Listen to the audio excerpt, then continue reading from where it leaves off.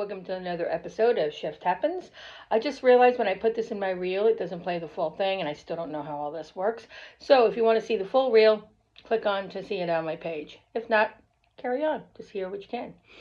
Today, it's sign, everywhere a sign.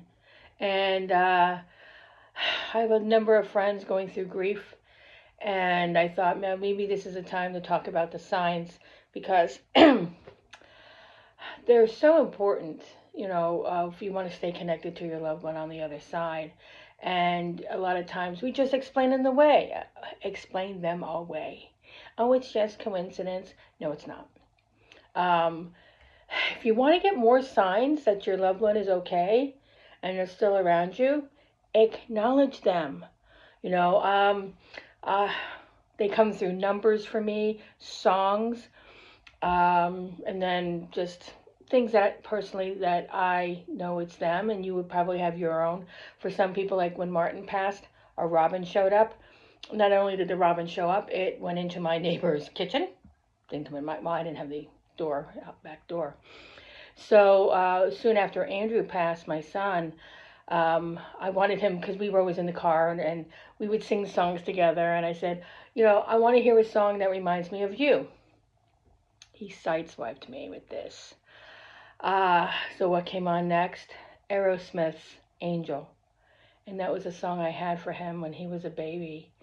And I lost my shit. I started crying. I'm driving and just thought, oh my God, how perfect. It wasn't any of the songs I expected, but the one that I had for him when he was born. And then when I was struggling, with Martin passing and me being left alone in a foreign country, and I'm just like, I need a sign. I feel so lonely. And driving in the car, the song by Dermot Kennedy came on, Better Days. And it was just the one line in it which reminded me of a song he wrote for our daughter. So I said, I got to go get home and listen to that song. And I thought, oh my God, if Martin could have written a last song for me, this would be it. Better Days. I know they say, pennies. We were finding dimes after Andrew. Martin and I were finding dimes. And so then even Elisha, our daughter, said, Mommy, I've been finding these dimes. I said, oh yeah, they're from your brother. And so when I asked Andrew, I said, not pennies? He goes, inflation, Mommy. I said, well, can it not be dollar bills or something? Let me see, sign numbers. License plates. Oh, that is so cool when they do that. I was on my way to work, and this was a song. No, one was a song, then the license plate. And Brown Eyed Girl had come on, and that's a friend of mine. Her daughter had passed, and Martin had given her a reading only 2 months after she passed. And Brown Eyed Girl is her song. And Jill and I had said how Andrew and Pam had connected on the other side. Right after that song came on, then Imagine came on, which that was Andrew's favorite song in the hospital. Then the license plate in front of me said, it's all good. I started bawling on my way to work.